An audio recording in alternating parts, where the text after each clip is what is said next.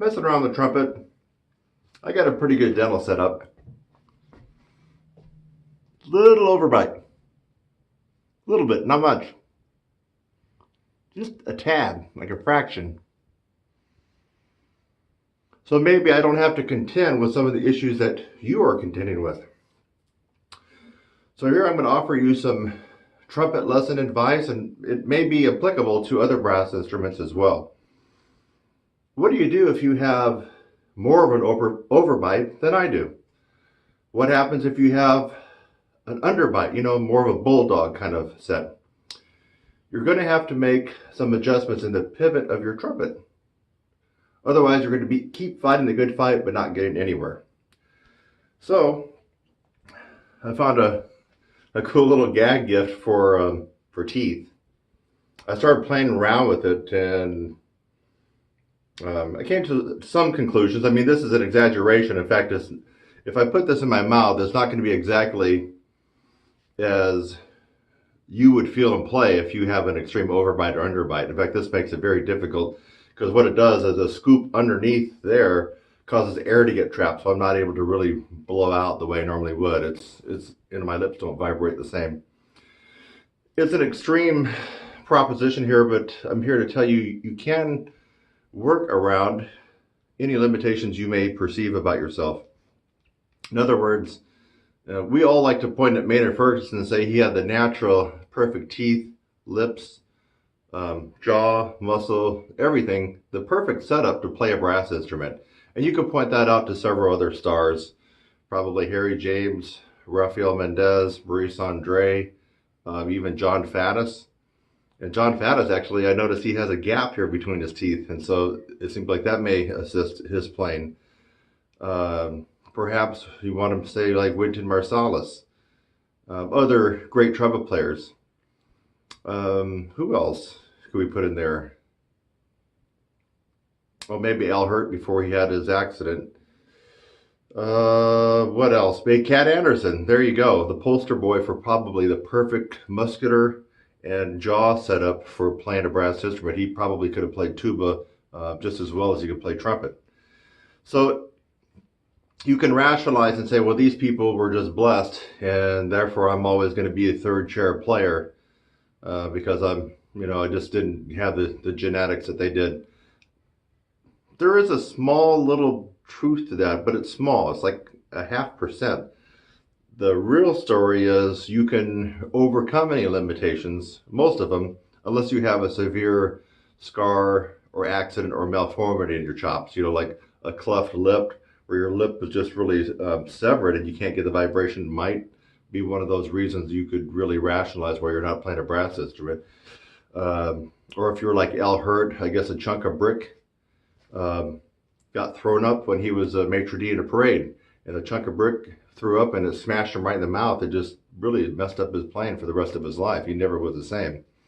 Those kinds of things, would affect your playing, and you could rationalize why maybe you want to switch to piano or guitar. But for the rest of us, it's just an excuse for where you are right now and why you're not getting any better. You got to get rid of that excuse, get right on the horse, start riding again, and try to figure this stuff out. By watching this, you're going to figure it out, part of it. The overbite person, what is that overbite person going to have to do? Let's just put the teeth in. I got an overbite, and this is going to be silly. This is an exaggeration. If you have an overbite, it won't be as bad as what I am encountering here. But let me just put the teeth in.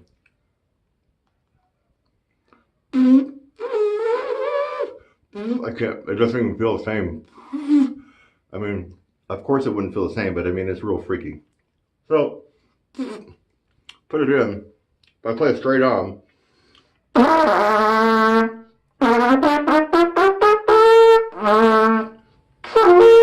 there's some limitations I experienced already, and it's probably because of this. It's not the true representation if you had a decent overbite. I mean, this is much worse. So what if we try pivoting the horn up a little bit and see if that would matter, or if it would be the same or worse? Let's try it. Is this in?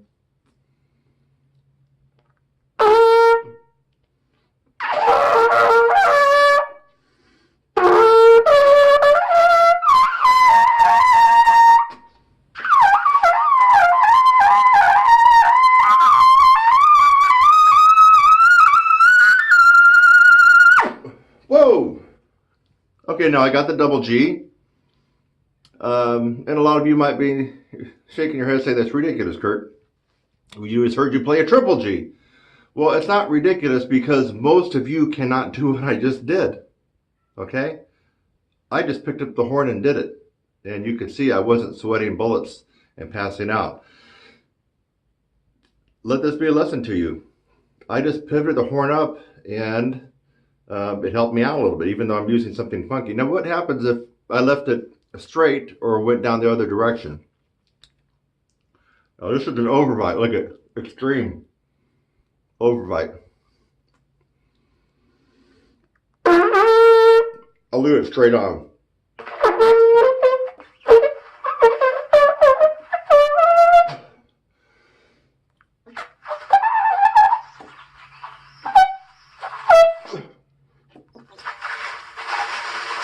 I'm just not getting the buzz happening in the efficiency the way I did when I tilted and pivoted the horn higher.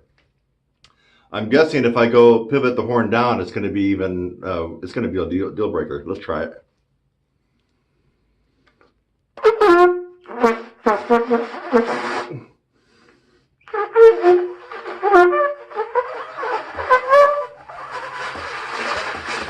Worse. Okay. So this is an extreme, almost non-unrealistic representation of any of you that have an overbite if you're a brass player. But what can you learn from this? Now, this is extreme. You learn that if you have an overbite, that's where your top teeth hang over your bottom teeth. A little bit or a lot. That the more that you play straight on or you're pivoting down, you're going to be worse. You're going to be a worse player. At the very least, let's just say that you can play everything fine, but your range is going to be in the gutter, okay? You just heard. Straight on and down, you got an overbite, it's bad news for you. Therefore, you can take, you can pay heed to this free lesson that I'm giving you and experiment with different levels of pivot from center to a little higher. Now, I'm not talking about an extreme pivot. I'm just talking about you're playing on. If you have an overbite, you might want to experiment with just a fraction, a couple degrees north. Are you getting that here? Maybe a little bit. Maybe just a little bit more. So you're going to have to experiment with a little bit of a pivot and see where your sweet spot is. I'm guessing it's not going to be an extreme pivot because that's just going to be just as bad as maybe your current setup. So you might want to experiment a week or two with just a small pivot of the horn upwards. If you have an overbite, little to extreme. Now, if your overbite is about like mine is, which is almost a nil, just a little bit, you may not need to worry about this. I mean, I don't consciously try to pivot my horn up or down. I feel like I play straight on, but there may be a little bit of pivot there, but I don't consciously try to do it. Okay, now for you folks that are bulldogs. Hey guy, come here. You see little Johnny over there? He's looking kind of cute. Yeah, no, I'm making fun of you, you underbite people. I think of like the dirty old man, that you see in those old sitcoms, from the 50s or something like that. But anyway, I digress. Let's get back to what we're doing here. If you have an underbite and you have that bulldog kind of look, either a little bit or a lot, that's people that do this. Now that's extreme. But some people, when they shut their teeth, they shut and their lower jaws is the teeth here like that. Is that you? See that? If you shut your teeth and naturally your lower jaw is a little bit more out, you have an underbite, more of a bulldog look, and when if someone were to look at you, and you're going to have to probably, I'm going to guess, pivot down. So let's put this in reverse. We'll put it down here. So it's down here. Now I got an underbite. See, lower teeth coming out. So let's try this again. Straight on.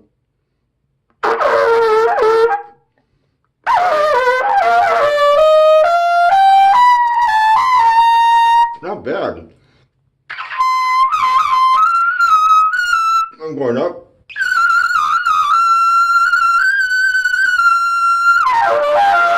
That was easier than the overbite, but now let's try. I'm just coming up with a couple of equations in my brain. Obviously, I think if you have an underbite, you're more blessed than if you have an overbite. It could be that underbite allows you to have more of an upstream air delivery into the mouthpiece, causing you to be an upstream player, and you might have an easier time with range. You can understand by this coming out, when you blow, the air comes up, it's hitting the upper part of the bowl of the mouthpiece in here. The air is coming up this way. And traditionally, most brass players and academics would probably agree with me that you're likely to have faster air and be able to have an easier time in the upper register. So it appears that by having an underbite, maybe that predisposes you to an upstream air position. But now let's go ahead and work our way down, pivot down, and see if the pivot up was good for an overbite. Let's see if the pivot down is good for the underbite.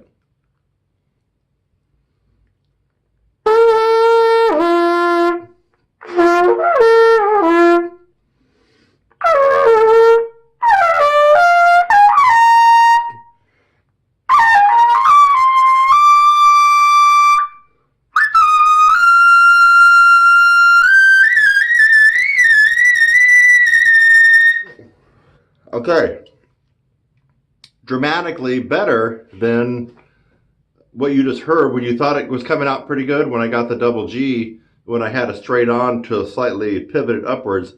Yeah, that was not bad, but with the underbite, as I pivoted down lower, things magically got easier for me. So what can you get from this free trumpet lesson? And if you're a baritone player or tuba player, you can maybe even take stock in this, or trombone. The moral of the story is, if you look in the mirror and you shut your teeth, don't try to manipulate anything. And if the top teeth naturally come over the bottom teeth a little bit or a lot, you have an overbite, and you're going to want to experiment with a little bit of an upward pivot. If you shut your teeth and you notice that the lower part of your jaw, these teeth are out more than your top teeth. They stick out more. You have an underbite. If you don't know what I'm really talking about there with an underbite, look at a picture of a bulldog. They tend to look like this. Right? Just go on Google and search images for bulldogs. They have a severe underbite. So if your lower teeth tend to stick out more than your top teeth, you have an underbite. And we just learned that a downward pivot, experimenting with that, might actually help you have more ease and comfort in the upper register. So I like doing these little experiments, and now I made it hard on myself. This is crazy, unrealistic. I doubt if anybody is having to fight the good fight I just did with these fake teeth. So in other words, I went extreme, but you heard that's another point to back up my fact that nobody is born to play third part. How could I put in this crazy contraption in my mouth, something that none of you are going to have to deal with, and no matter how bad your upper bite or underbite is, it's not as bad as what I experienced, yet I was able to go up to double G on the upper bite and up to double C on the underbite. That just proves my point. But you might be saying, well, Kurt, how were you able to do that? This. Improving, strengthening your embouchure tends to blow past any limitations that God gave you naturally. That's how I was able to do it. And you notice it didn't have anything to do with air. I've created a super strong embouchure by practicing what I preach. I practice the 75 techniques in my course. I've been doing it for years. I don't want to give away my age, that I'm going to be turning 40 pretty soon, but I've been doing it for more than 1 decade. So anyway, yeah, I know that's a long time, right? Well, it is what it is. This just means I have some experience, right? And you get at the cliff and you're almost 40, you're looking off, and it looks like a dark abyss down there you're about ready to step off into. It's pretty scary, guys and gals. So it just is what it is. But I can still play and I can still think. And so that's your answer. Chops will overcome any limitation that God gave you. It'll overcome if you only have one lung. If you only have one lung, I can still make you play first or principal trumpet or principal trombone, because this will overcome that. That and the other concepts of air and compression will overcome if you only have one lung. So if you have screwed up teeth, if you have an overbite or an underbite, thin lips, medium lips, fat lips, the strengthening of your embouchure, the systematic approach infused with momentum that's in my course with 75 different techniques. One technique, one routine might likely not work for you guys. And I have to say this over and over again, but can you hear this? If one approach, Claude Gordon, worked for everybody, we wouldn't be talking right now. I wouldn't be talking. I wouldn't have a course. We would all, like disciples of Jesus, be doing the Claude Gordon. Okay? If the spit buzz and TCE worked, if that worked, we all would be doing that. Why would we do anything else? You hear what I am saying. Think. Right? Think. Carmine Caruso, if all we had to do was just tense our lips up and do isometric contractions and hold out notes for half an hour, if that worked for everybody to build range for brass players, we would all be doing it. That's one technique, one approach. Doesn't work for the majority. It works for just a small amount. And that's why you know about those methods. You know about those methods because one or two people have spouted how great it is.